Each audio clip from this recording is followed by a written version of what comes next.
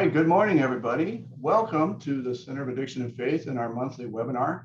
We've been at this for 2 whole years now, so that's an exciting milestone for us. We started in June of, was it 2020? Yeah, a long time ago, back in the beginning of the pandemic.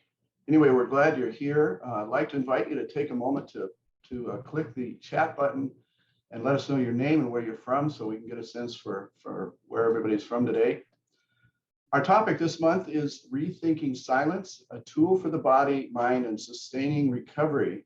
And our special guests today are Justin Zorn and Leigh Marz. They are co-authors of a newly released book called Golden, The Power of Silence in a World of Noise. They'll invite us today to rethink our definition of silence, not just as the absence of noise, but as the presence that can bring us energy, clarity, and deeper connection. My name is Ed Treat. I'm the founder and CEO of the Center of Addiction and Faith. Here at the Center, we believe that faith communities can and should play a bigger role in solving the addiction crisis. By better addressing the addiction crisis, we can not only save a lot of lives, but also reduce crime, reduce homelessness, reduce incarceration rates, and so many other things. So addiction is tied to nearly every social issue today. As we go along today, if you have questions, there's a Q&A button at the bottom of your page. Click on that and we'll start collecting those so that later in the hour, we'll open it up for Q&A and we'll address as many of those as possible. We won't get to them all, so we'll have a follow-up meeting for a half an hour after this webinar. We'll stop right at the hour point and go to our discussion group. And there's a link for that that'll be in your chat page. You can make sure you grab that so you can get into the follow-up meeting. We'll leave this one and come back to a new meeting. I'd like to invite you all to pause for a moment of silence, which is appropriate, especially with today's topic. Let's pause for a moment of silence to consider those who suffer from addiction, and then I'll follow that with a serenity prayer.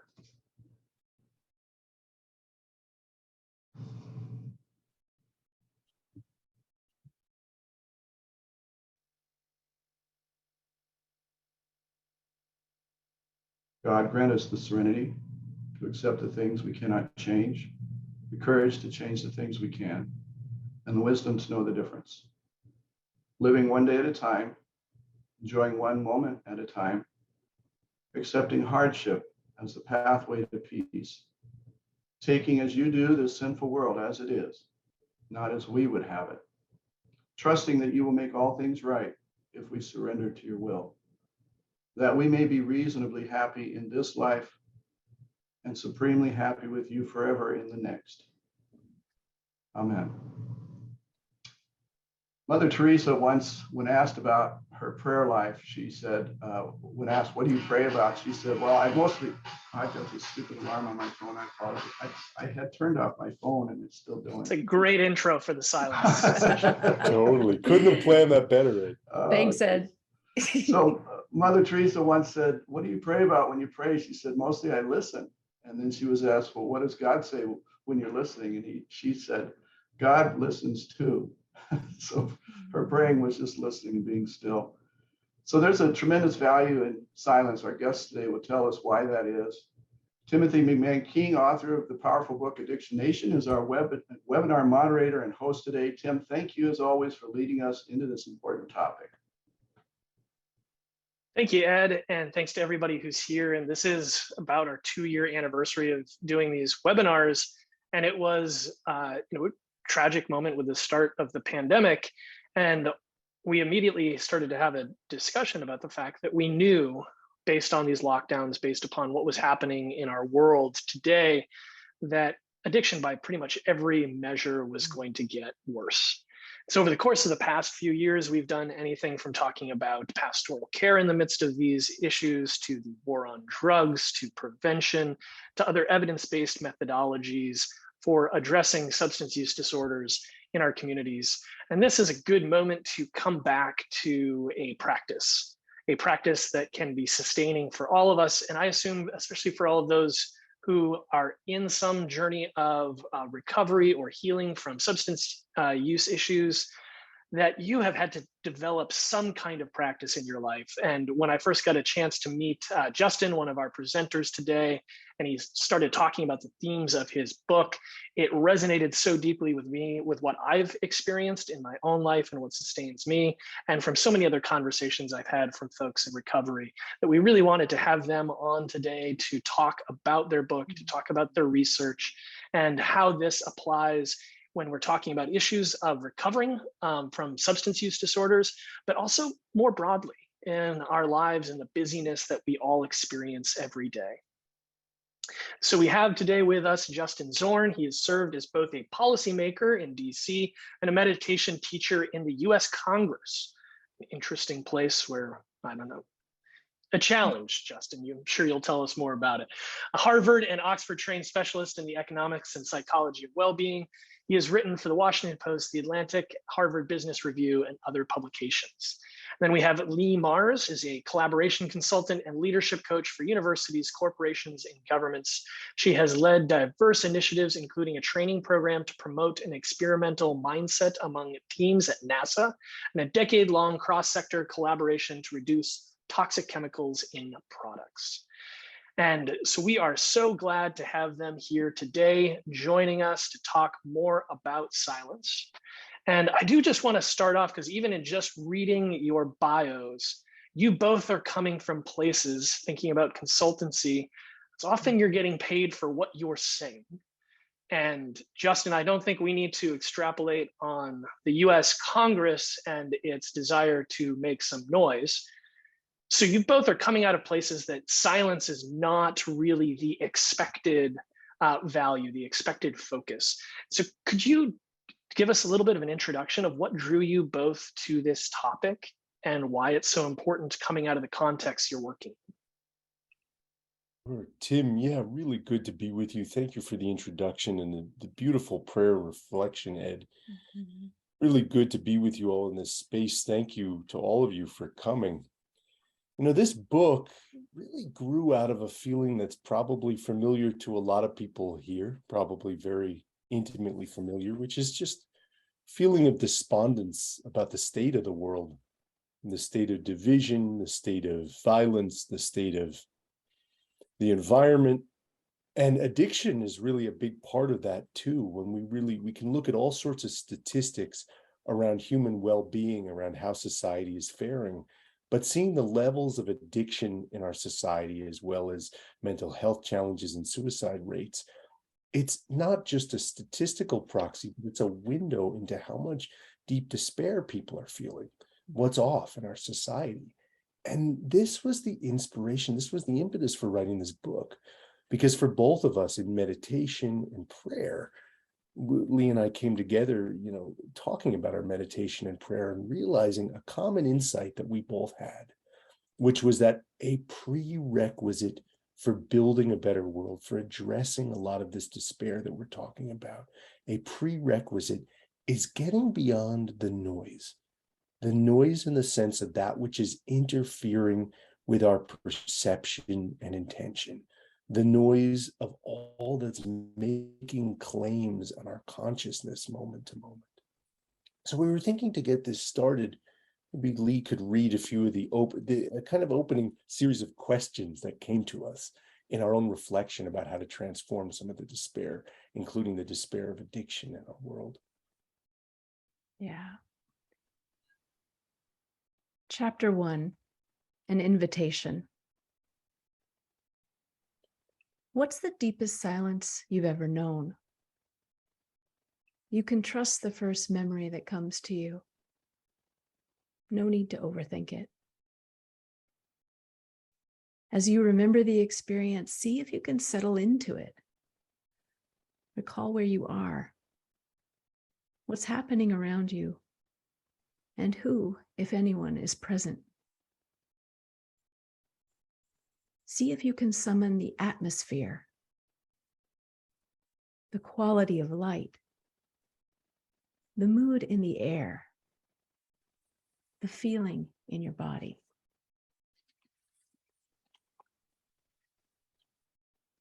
Is it quiet to the ears? Or is it the kind of silence that comes when no person or thing is laying claims on your attention? Is it quiet in your nerves? Or is it the kind of silence that lives deeper still? Like when the turbulent waters of internal chatter suddenly part, revealing a clear path forward. Take a moment to consider what might sound like a strange question. Is the silence simply an absence of noise? Or is it also a presence unto itself?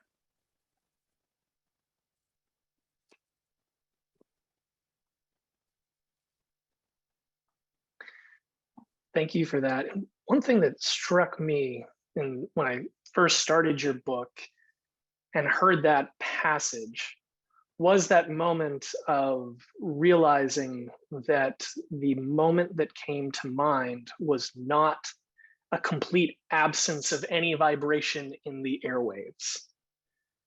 Can you unpack that for us a little bit more? That it wasn't just that I suddenly, I went through that layer of it's like, oh, there was noise there, but I thought of it as silence. That seems like such an interesting juxtaposition. How is that so true? Yeah, when we did ask neuroscientists and politicians and artists and preachers and teachers and opera singers and heavy metal frontmen and all kinds of people, a man incarcerated on death row for a crime he didn't commit. When we asked them that question, that was what we found. And that was one of our big surprises, is that they pointed us towards moments that weren't auditorily quiet often. Births, deaths, moments of awe, moments in deep nature, maybe running the perfect line through roaring rapids, or in the woods in the deep with deep cicadas, the sound of cicadas resonating. They were turning us towards a deep internal silence. And this helped us really distinguish this external from internal. And sometimes external silence is that thing that brings about that silence we're seeking. It can be a beautiful thing, but sometimes it's not necessary for a deep internal silence to be taking place, a place of maybe of self-transcendence when we're outside our smaller egoic self and more connected to everything around us, other people, nature, God, whatever it is. Yeah. And it really gets to this question of what is silence. And what we discovered is that there are a couple different levels to it. At one level, it is the absence of noise. That's to say the absence of this unwanted distraction, this unwanted interference that could be in our ears, but also on our screens and in our thoughts. The noise can be auditory, it can be informational, and it can be internal. And there's evidence that all these different levels of noise are rising in our society. The auditory noise, certainly the informational noise, and the internal noise. And in the book, we explore the empirical evidence that all that is so. But there's also this space where no one's making claims on our consciousness. In some of these spaces that Leigh described in nature, in these rapturous experiences. These places where, as I was mentioning before, this place where nothing's making claims on the consciousness, nothing's interfering with our perception or intention. So there's this deeper level of silence, as Leigh mentioned in reading this passage from the book, that people describe to us as not just the absence of noise, but also this presence unto itself. So in the journey of writing this book, because we initially thought we were writing about auditory silence, that the people we interviewed helped shift this, we found this presence of silence, this mysterious presence of silence as this force that people would find in their lives that would help them to overcome seemingly impossible situations, to find answers in places that they thought there were none, or to overcome states of being, including addiction, that seemed to be impossible. As I'm hearing you describe this moment, I'm also having another memory of going on a hike with a friend, and we specifically sought out a pond that was called Isolation Pond because we wanted to get away from the noise, only to show up and discover some fellow campers had brought with them battery-powered speakers to make sure that the campsite was full of their music. Now, I love music. Music is beautiful and, can be a transcendent, wonderful experience. It also seems like in our culture, we have almost a fear of silence, that kind of absence of noise, or even it seems the presence that you're discussing can be unnerving sometimes. And one thing, there is a DSM-5 definition of what a substance use disorder is, but we're often at the Center of Addiction and Faith, they're talking about these broader dynamics of addiction. So wondering, is it fair to say that our society is addicted to noise or even afraid of that quiet presence? We hope so, because we did say that in the book, that it is our most celebrated addiction, noise, very much on the rise, auditory noise. It is louder today than it has ever been. We look at the proxy indicator of emergency siren vehicles, which are 6 times louder than they were 100 years ago, to cut through the surrounding sound, to do their jobs essentially. But it's now up in the 125 decibel range, which is quite damaging to the ears. So it just gets louder and louder to our ears. And then in terms of information, there's more and more coming at us. Eric Schmidt, the CEO of Google, estimates that we produce as much content in 2 days as we did from the dawn of civilization to 2003. So there's a mass proliferation of information grabbing for our attention. So we're in this constant state of distraction. Our attentional networks, our capacities to process information has not increased, while the grabbing for our attention has increased exponentially. And then internally, we are more anxious, perhaps more addicted, more ruminative, more, dealing with more noise and more distraction than ever internally as well. So just to paint the picture of the noise we're up against. And then we look at the feedback loops, how noise begets noise, how, we get so distracted, whatever we are thinking, does this, we start grabbing for more distractions. We sort of surround ourselves, maybe take our boombox out, we get out to nature, but we take our boombox out for fear of being, perhaps for fear of being alone with ourselves. So the Zen priest, Roshi Joan Halifax, says this, that when we stop our habitual mental and physical activity and sit quietly, difficulties often become more visible. We can become even more sensitive to suffering and feel at risk for a breakdown. So it can be that we find in silence, some difficult things come up that rise up to face, and maybe, addiction being one of them, or how we're conducting ourselves in this life, and if we're right with ourselves. That's a real, fear. That's a real fear. Yeah. And this idea of a society-wide addiction to making noise is something that in the book we want to take on with respect, that it's not just people mindlessly consuming information. This is something hardwired into who we are. And we talk with a duo, a neuroscientist and psychologist, Adam Ghazali and Larry Rosen, who've done extensive research together. And they describe how our brains operate in the modern world, that we're driven for information rewards, getting that little bit of information on Twitter that we were looking for. We get those information rewards in very much the same way that drove other animals to seek food and juice rewards. It's something, even though it's not critical for survival, it's something that in our brain offers a deep satisfaction.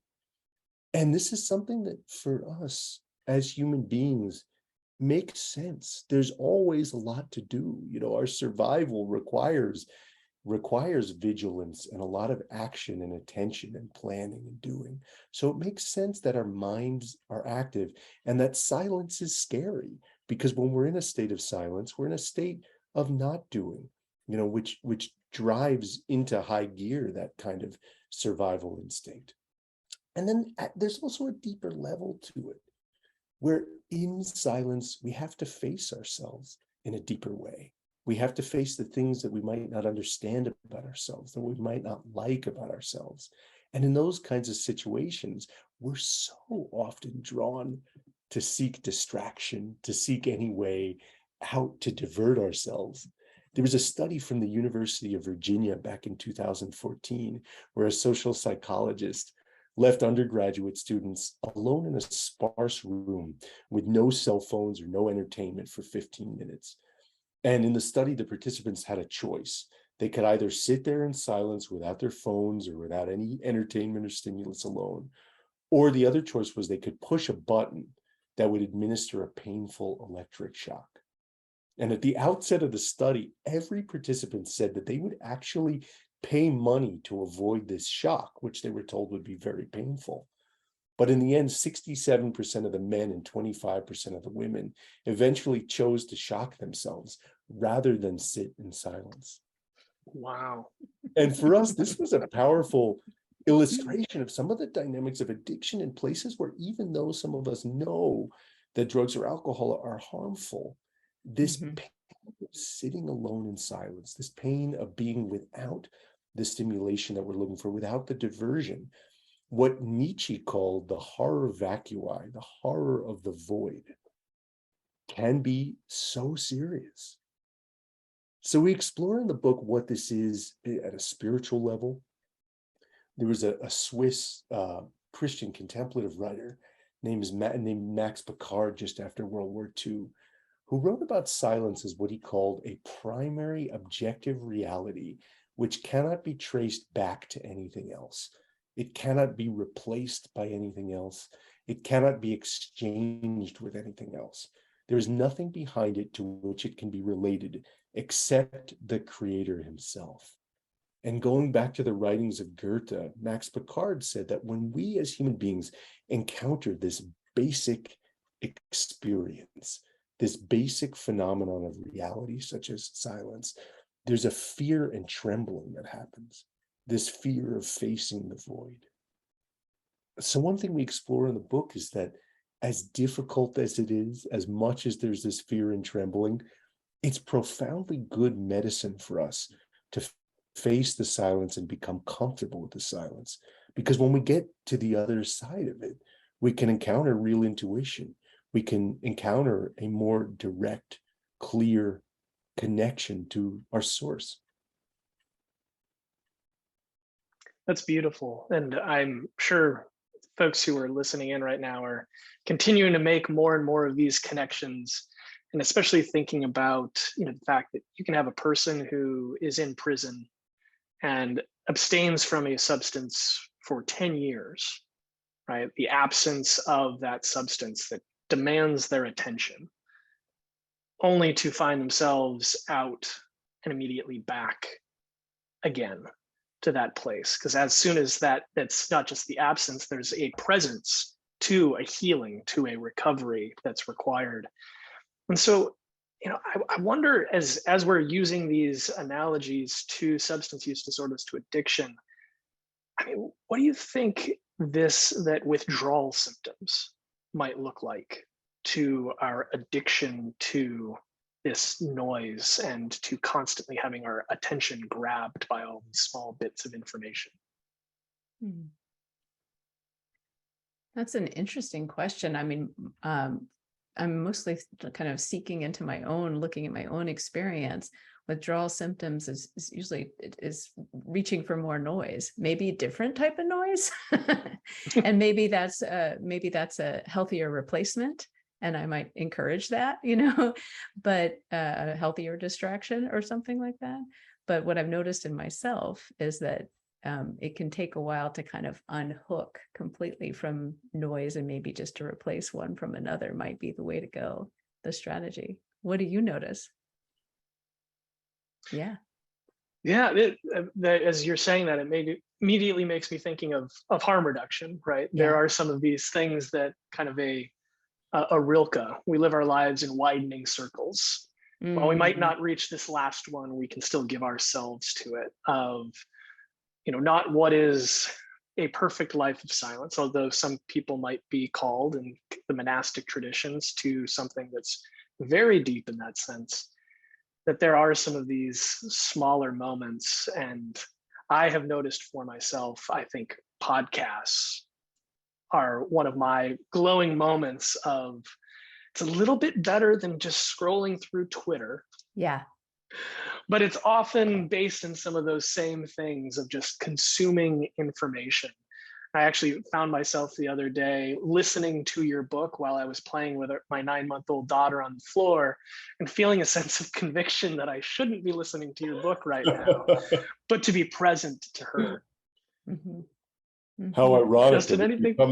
that we become the purveyors of distraction. How ironic. I didn't finish your book because I was taking it seriously. Oh, I know good. we're totally Yeah. fine with that. We'd rather you take it seriously than finish our book. Leigh mentioned this Zen priest and anthropologist, an extraordinary person we spoke with, Roshi Joan Halifax, who's done some extraordinary ecumenical work over the decades. But she has a quote from many years ago that she says, if we have courage, we take silence as medicine to cure us from our social ills, the suffering of self-centered alienation. In silence, sacred silence, we stand naked like trees in winter, all our secrets visible under our skin. And like winter's trees, we appear dead, but are alive. And for me, this quote speaks to a broader notion in our society that we take on in the book, that we often mistake stress for aliveness. We often mistake the consumption and production of mental stuff as what it means to be alive. And like Joan Halifax talks about here, there's something more fundamental for what it is for a human being to be alive. Like the quote Ed described of how Mother Teresa prayed. A lot of people, some people would consider prayer as necessarily involving words. Aldous Huxley, who cataloged the mystical core of the great religions of the world in his book, The Perennial Philosophy, looked at prayer at different levels. He described prayer as petition for what we want in some cases, described it as petition for what other people want. He described another level to prayer as praise of the divine, as adulation to the divine. But he described a fourth level of prayer as contemplation, as what Ed was describing of Mother Teresa's practice of simply listening. So there's this level to the spiritual experience of engaging in a mode of being where we're not consuming information, we're not generating information, we're simply tuning into the essence of what is. We're working to tune into God. And a big part of what we explore in this book is how our society today, back to this idea of addiction, Tim, our society today is geared toward the maximum production of mental stuff, not just as an unspoken kind of norm, but the rules of the game. If you look, for example, at how we measure gross domestic product and how we measure GDP, for example, we measure, of course, the quantity and the value of the industrial stuff that we're producing, which makes sense. But we also, through GDP, measure the sound and stimulus that we're creating in the world. We measure how much data we're producing.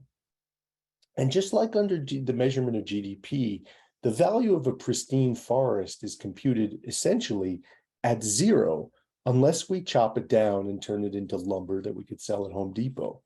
But you could say the same thing about human attention. The value of our human attention is implicitly priced at zero, unless it's turned into some productive workplace, time at a computer, or as eyeballs on a social media screen that gets translated into advertising revenue. But if we're taking time to sit in nature and listen and pray, or if we're taking time to play on the floor, cuddle, and roll around with our 9-month-old, none of that computes as value according to our society's foremost measure of social progress. So the rules of the game are to produce as much sound and stimulus as possible.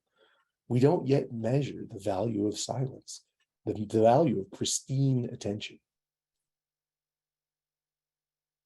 And as you bring up Aldous Huxley, the perennial philosophy, you all touch on how silence is a part of so many different religious and spiritual traditions. And certainly thinking about Rabbi Abraham Heschel wrote a beautiful book on Sabbath, right? Mhm. And that Sabbath is the practice of knowing that you are not what you produce. And that what are normally considered restrictions, he redefines as freedoms when you celebrate the Sabbath. And then we have Elijah, the Hebrew prophet, up on the mountain, and God isn't in the storm or the fire, God is in still small voice. You have Jesus in Gospel of Matthew, he's baptized, and this is, God's voice coming down from heaven. This is my son in whom I am well pleased. And his first thing after that is 40 days in the desert, silence, not a triumphal entry as some might have expected.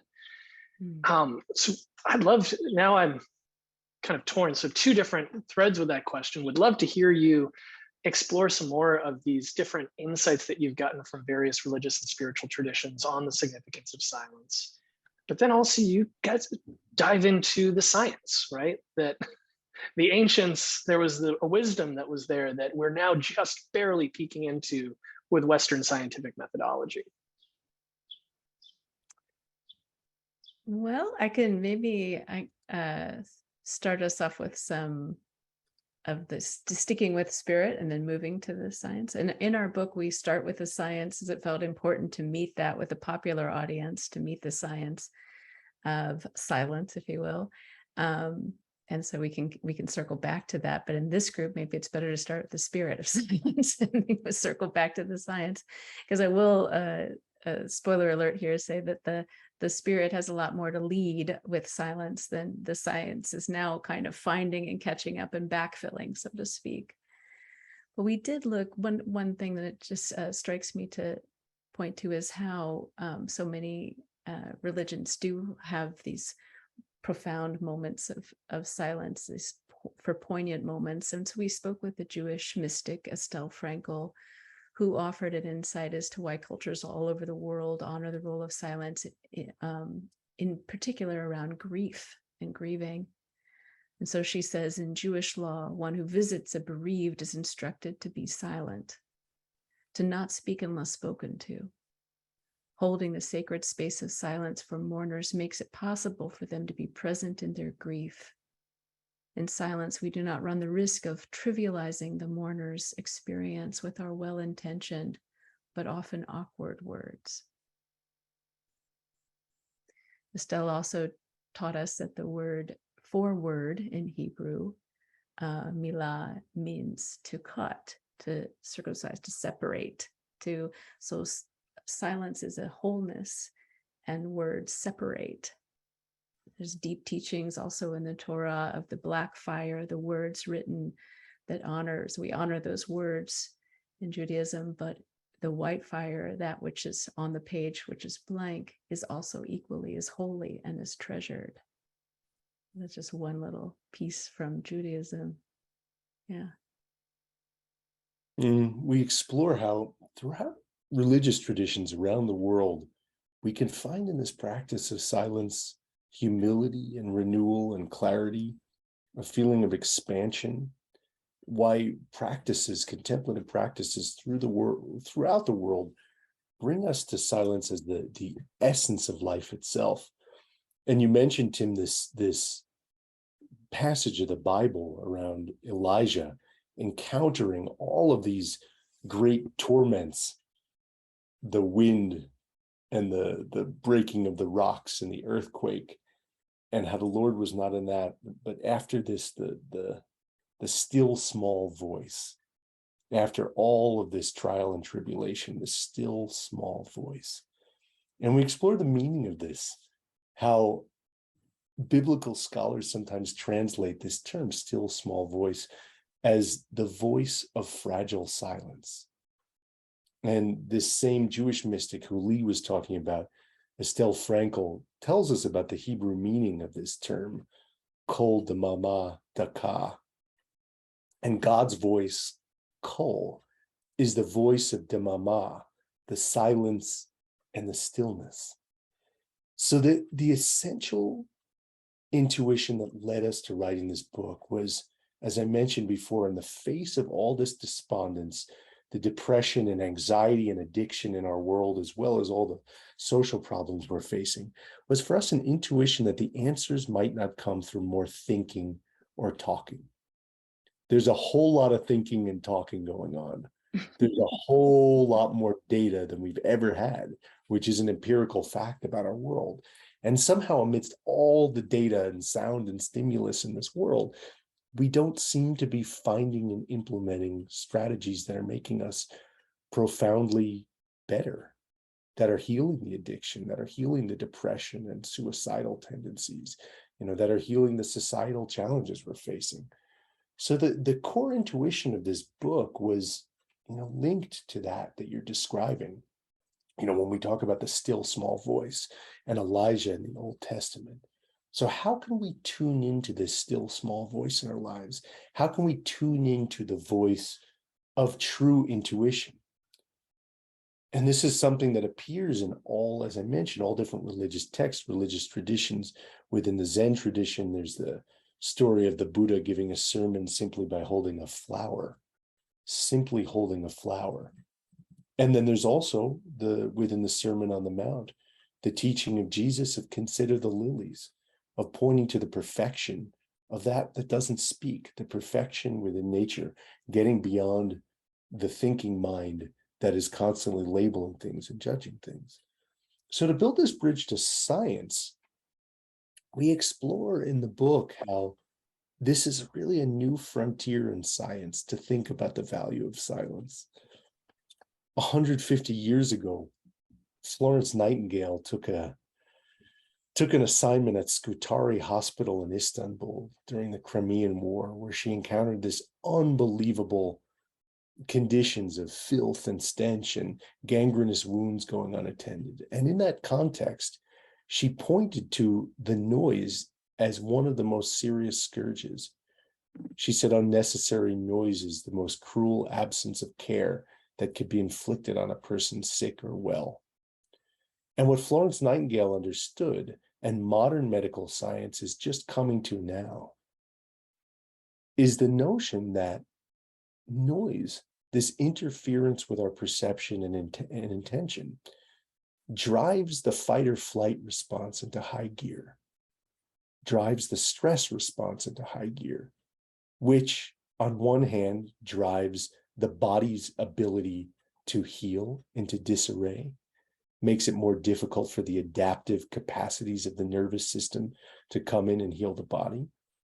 But also to bridge this back to what we were just talking about these spiritual traditions, makes it more possible to tune into what we really know and sense in our hearts. We could say a lot more about the science.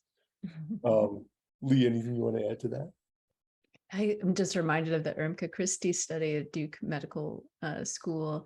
They put mice in little anechoic chambers. Those are little rooms where all the sound is absorbed. And so it's as close to silent as we can get.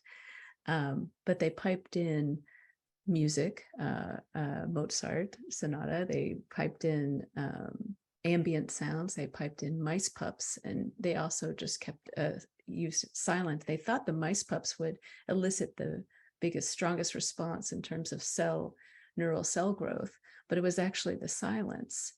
And her takeaway, and Christie, the lead of that study, was that silence was such a unique experience and unfamiliar, that deep, deep silence, that it actually caused them to listen and grow those neurons that were sustained in that growth, because some die off, but these were sustained and grow in the area of the hippocampus where memory is believed to be held. So there's this type of stress.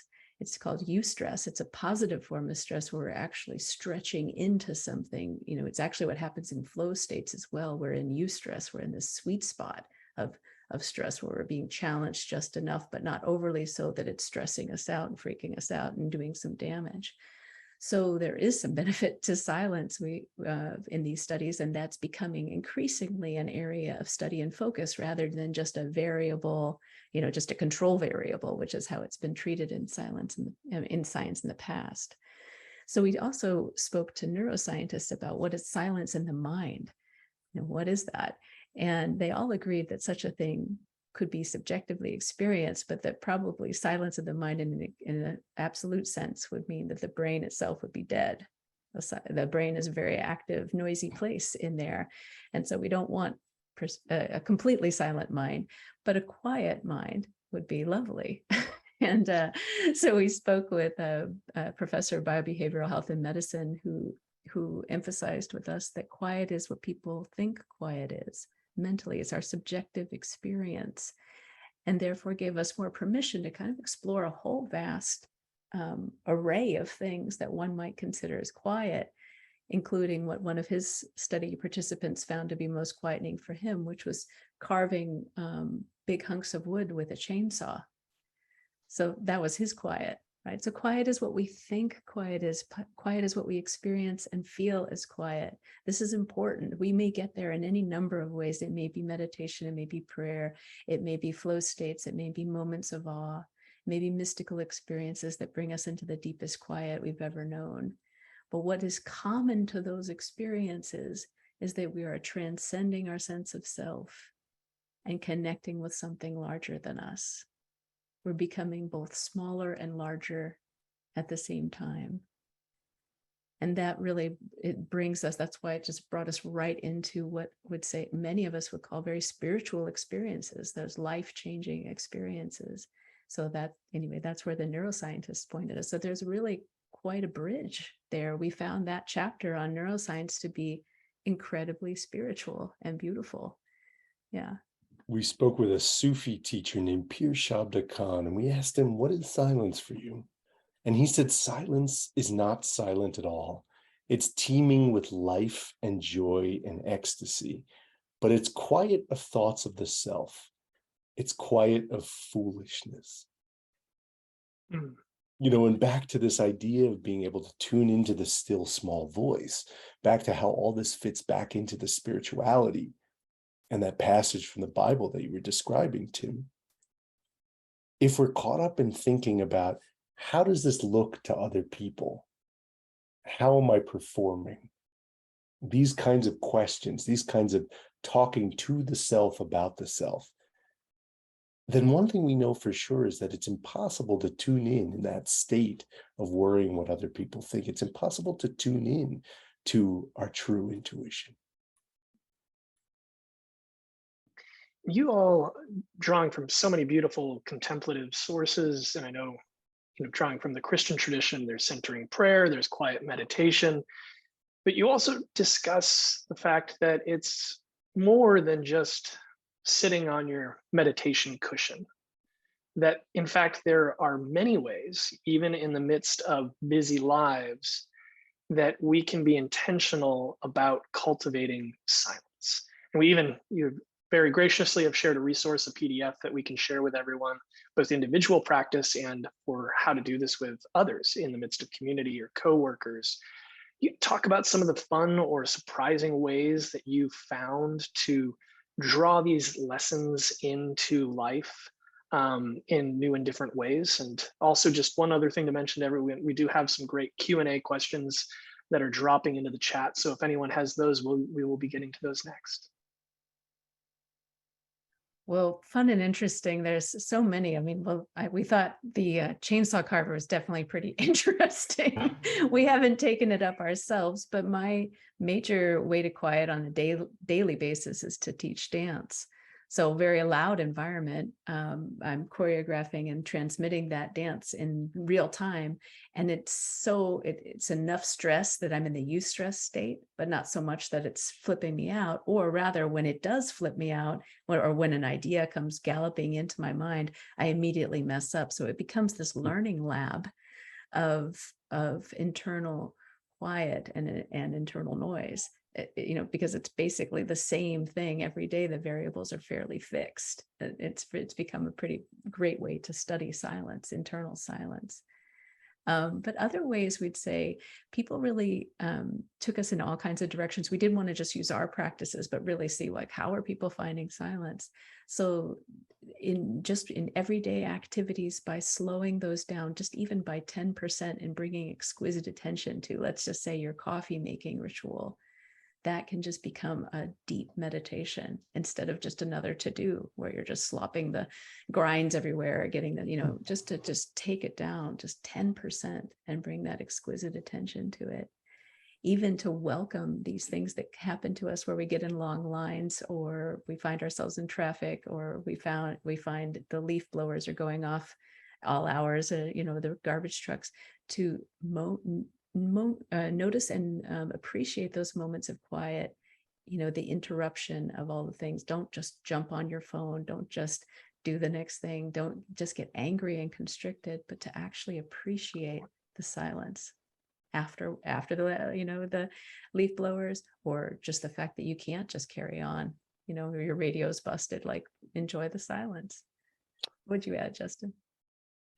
We really didn't want to write a book about how to find silence by running off to a monastery or into the deep woods. We wanted to write a book about how to find silence in this buzzing, churning, noisy, crazy world we're living in, because we want people to be able to find these spaces of renewal and clarity while they're doing the work of raising kids, as you are, Tim, or working to help people facing addiction. Mm-hmm. So we explore how, as Leigh mentioned, even if the silence only arises for 2 seconds, how deeply can you go into those 2 seconds of silence? How deeply can you enter the space that exists? And we look to at some practices for finding deeper silence, even within a full life.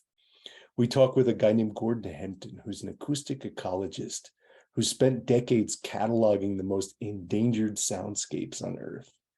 And he has a practice he calls take your to-do list for a hike. So he gets to his computer, and whenever it gets too long, his to-do list that he has on his computer, he prints it off, and he goes to the most remote place he can get to in a day. He drives for 4 hours and then hikes for several hours. And then he goes to a place in the Hoh Rainforest in Washington State. And when he gets there, he takes out his to-do list, takes some deep breaths, quiets, and gets centered. And then he takes a look at it and he crosses out everything that from that vantage point isn't really necessary. And he finds that when he's in that place of quiet, so much that he thought was essential from his home computer office really didn't matter. And he tells us of one day that he was out there and he crossed off 5 months of commitments, of obligations off his to-do list, simply because when he got to this vantage point of the silence, all those things that he thought mattered didn't matter. We look also in the book at Gandhi's practice. Obviously, Gandhi was pretty busy when he was leading an independence movement for India. And yet he was able to take every single Monday to not speak. Now, he didn't go off on his own into a meditation retreat. He still saw people. Sometimes he even attended conferences, but he didn't speak a word. And this would really frustrate people. It was like, why wouldn't he speak? Why wouldn't he answer questions, and so on and so forth? But every Tuesday, after his Monday of not speaking, he would deliver these especially eloquent, rapturous remarks that would just blow everyone off their feet. Mm-hmm. So Gandhi believed, he said that it often occurred to him that a seeker after truth needs to be in silence. And this is something we explore in the book, at this connection between silence and the pursuit of truth. We look, for example, at how the ancient Greek philosopher Pythagoras, who was famous for coming up with all these geometrical theorems that are still taught in middle school math class, he required his inner circle of students to spend 5 years not talking if they wanted to study with him. So in the book, we offer a kind of thought experiment, or really more of a feeling experiment. Imagine you were going to spend 5 years not talking. What would happen to the architecture of your mind? And we explore this question through the science, through interviews with people. And what we find is that when we're not speaking, when we don't have to live up to this pervasive expectation to always have to come up with what to say. What happens is the mind turns toward truth. The mind tunes into the perception of not what looks good, what looks right, but what's real, what's true. We talked with a guy named Cyrus Habib who went blind when he was a young man, son of Iranian immigrants, ended up going to Oxford as a Rhodes Scholar and Yale Law School, and became lieutenant governor of Washington State when he was in his mid-30s. And everyone thought he was going to run for governor or US Senate or something like that. And he announced, right when everyone thought he was going to make his announcement about his next political office, he announced that he was taking a vow of poverty, chastity, and obedience as a novice Jesuit priest. And we spent some time with Cyrus before he left the lieutenant governor's office and right after. And he described how in November of 2020, he went from the lieutenant governor's office into a month in silence studying the spiritual practices of St. Ignatius of Loyola. And during that time, it was like a total elimination diet of all information and sound and stimulus. And yet it was like he had to deal with these hearty, heaping servings of internal noise. So as he studied, why was it that his mind got so loud during that time? He asked himself, where do I really want to be right now? And the answer came to be exactly where I am. And he said, in that moment, he saw the point source of all the noise in his consciousness was that he was performing for other people, and he was deriving his self-worth based on how other people thought of him. And most people at that point, he thought, figured he was totally nuts. He just jumped from being a prominent politician to sitting alone in a room doing absolutely almost nothing. So for us, this is another one of these points that has a real link to addiction too. When we're living in a society where we derive our self-worth from what other people think of us, or really better, what we think other people think of us, that is a recipe for abrasive, irritating noise in the consciousness.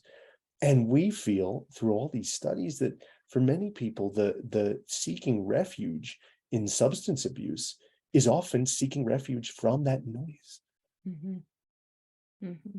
Yeah, when if I can intervene here, Yeah. Tim, we've only got like 2 minutes to get to those couple of questions. We do have this 30-minute discussion following, so we'll have some time to kind of get at them there if we don't get to them here.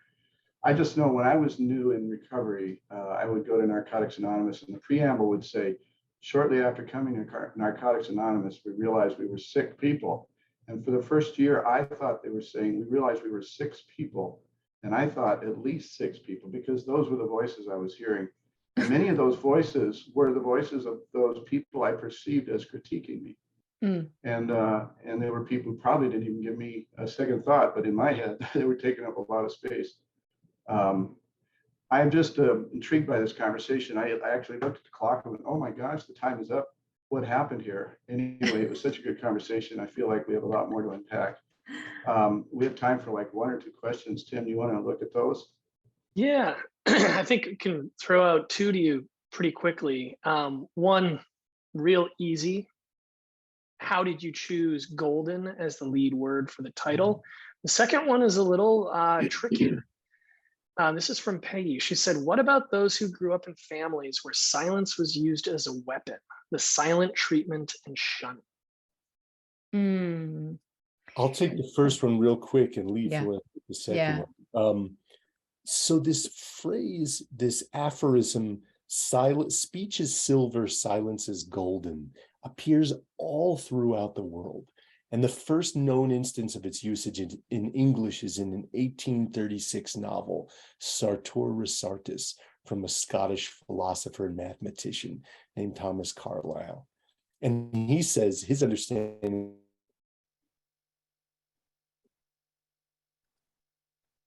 Don't leave us hanging. Oh, You know what he was going to say? yeah. Move up soon. Yeah, I know. I noticed his connection was a little bit, so I'll jump in.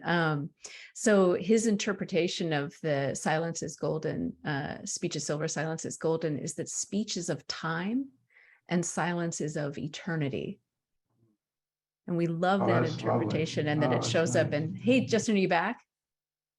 I'm back. Can you hear me again? I'm actually at Yeah. my in-laws' house in Wyoming, and the internet is a little I was noticing it throughout spotty. every Can you hear once in me a now? while. Yeah. Yeah, Okay. It's yeah. not from the hit That's song it. Silence is Golden then, huh? It's not from It's the hit not from song. No. that. And in fact, we didn't know about that till a little Oh, later. really? Okay. But we do love So this we've thing. got- This. Oh, go ahead, Justin. Oh, I was just going to say, so that was, so speeches of time, silences of eternity. And we also found there was a line of transmitters of sacred teachings in ancient Islam who taught that the origin of the phrase speeches of time, speech is silver, silence is golden, is from King Solomon. So we found this in our research as well. So this So I'm gonna be the bummer here and cut us off. We only have like 3 minutes left. I have a couple announcements, and we can pick this up at the following conversation. Yeah, it's a great Hopefully question. there's a link in here that Rebecca will put in for that meeting following this one, where you can join in case you didn't get it in your registration sheet. So make sure you copy that link and save it, because once this closes, you won't have that anymore. My great thanks to Justin and Leigh for your work and for your sharing and being here today. Thank you for taking time to cover this topic, and thank you for doing the work on it. Fascinating. I have about 18 questions here I want to follow up with in the next session. So, but thanks for being here. Their book is on the internet.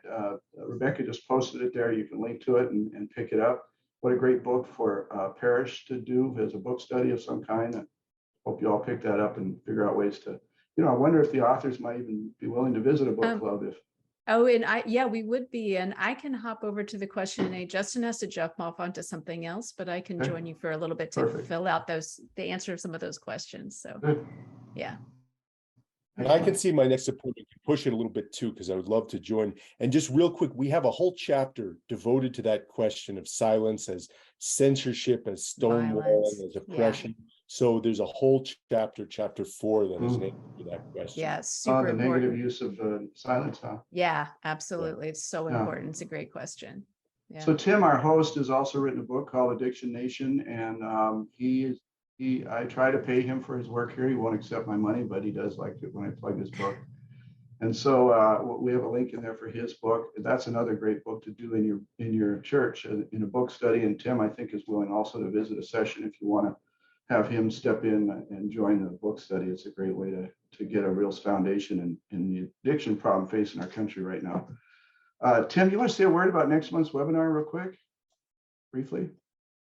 Yes, and for another fun change of pace, we will have a session entitled The Jewish Jail Lady and the Holy Thief. So have a wonderful story of an unlikely duo coming together, story of addiction and healing, and how that healing can spread out, and also wonderful insight into Jewish perspectives on addiction and recovery. And yes, in case you were wondering, there's not only a book of the same title, there's a documentary. So it will be a fun conversation. Interesting, fun people to listen to, Rabbi and Harriet. What an amazing story they have. We have our next conference conference is set for this fall, 6th, 7th, and 8th at the Hilton Airport in Bloomington. It's going to be our best conference yet. We have Johan Hari as our headline speaker. We don't want to say mainline at addiction conference, headline speaker. But he's an amazing person. He's done some amazing work, and you don't want to miss what he has to say. Early bird tickets go on sale on Saturday, so watch for those to come out. We have an amazing lineup of folks speaking. This is our strongest lineup yet. Today's webinar is recorded. It'll be available on the free smartphone app. Go to your app store and download our Center of Addiction and Faith app. It is loaded with all our webinars, podcasts, just a ton of resources, all for free, all for you to use in your work as spiritual leaders. And then just as a plug of support, we want to offer all kinds of stuff. We're continuing to have opportunity to grow this ministry, but there's only so much we can do with the resources we have. We want to expand, so we need your help. If you can help, we love to get ongoing gifts of any kind that are monthly. That's our favorite way of giving. But there's a PayPal button there. If you can make a generous donation, we would be glad to receive that and use it for good.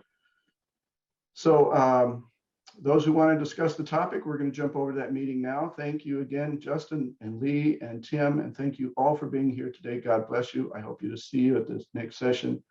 Go in peace, serve the Lord.